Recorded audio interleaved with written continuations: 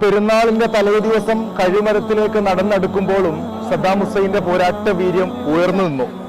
തൂക്കിലേറ്റാൻ നിയോഗിക്കപ്പെട്ട ഡോക്ടർ മുവാഫഖുൽ റുബായിയോട് കഴിമരത്തെ ചൂണ്ടിക്കാട്ടി സദ്ദാം ഹുസൈൻ പറഞ്ഞത് ഇങ്ങനെയാണ്: ഇത് ആണുങ്ങൾക്കുള്ളതാണ്. ഓരോ ബലിപെരുന്നാളും സദ്ദാം ഹുസൈന്റെ ഒരു ഓർമ്മ ദിവസവും കൂടിയാണ്. സദ്ദാം ഹുസൈന് തികച്ചും ഒരു വിശുദ്ധനാണ് എന്ന് ഞാൻ പറയുന്നില്ല. എങ്കിലും ഒരു രാജ്യത്തിന്റെ അതിർവരമ്പുകൾ ഭേദിച്ച് ആ രാജ്യത്തിനകത്ത് കയറി ആ രാജ്യത്തിലെ ഭരണാധികാരിയെ ഒരു മാനുഷിക പരിഗണന പോലും കൊടുക്കാതെ ഒരു ഏകാധിപത്യ രീതിയിൽ കൊന്നടുക്കിയ ആ ഒരു സംഭവത്തിനോട് നമുക്കൊരിക്കലും യോജിക്കാൻ കഴിയില്ല.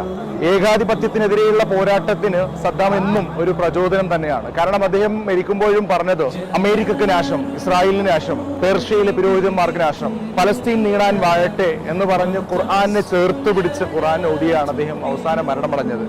അതുപോലെ അവസാനം മരിക്കുന്ന സമയം ലാ ഇലാഹ ഇല്ലല്ലാഹ് എന്ന് പറഞ്ഞ് കലിമത്ത് തൗഹീദ് ഉച്ചരിച്ച്